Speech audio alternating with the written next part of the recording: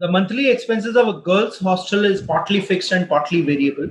The total monthly expenses when there are 50 girls in a hostel are 12,000. But when the number of girls were increased by 60%, the total expenses are increased by 25%. And find the average expense per girl when there are 120 people, girls residing in the hostel. So here is it. The monthly expense of a girls' hostel is partly fixed. I know there's a fixed cost plus variable cost will give you the total cost. The total monthly expenses of 50 girls will come out to be fixed cost, never changes. If it is a one person will be paying variable cost. If there are 50 girls, they will pay 50 girls will pay the variable cost, and the total monthly expenses comes out to be 12,000. But when the number of girls increases by 60%, 60% of this will come out to be 30 more. 80 girls are there. The fixed cost never changes because that is fixed. For example, if you are living in a rental room, you stay 1%, 10%, 20%, it will remain the same rent. But if you are consuming food, if everyone consume a food of 100 rupees, so if one person is staying in the house, so only one will be paying 100 rupees. If 100 are staying, they will pay 10,000 rupees. The total expenses increases by one fourth. What is one fourth of this is 3,000. I'll say the total expenses become 15,000. So then it is asked what would be the charges if 120 girls are residing at this. So the first thing that I need to do here is I'll separate this equation from this one equation that give you 30 VC is equal to 3,000. So variable cost comes out to be 100 rupees. Variable cost is 100 rupees. I'll put 100 here. The fixed cost will come out to be 7,000. When 120 girls are coming there, each girl will be paying, of course, 100 rupees. There's no doubt about it. But this 7,000 is supposed to be divided between 120 girls. So I'll say 12 5s are 60, 12 8s are 96, 58 more rupees will be coming there. So 100 plus 58, the total average of this will come out to be 158 rupees per head will be the expenses.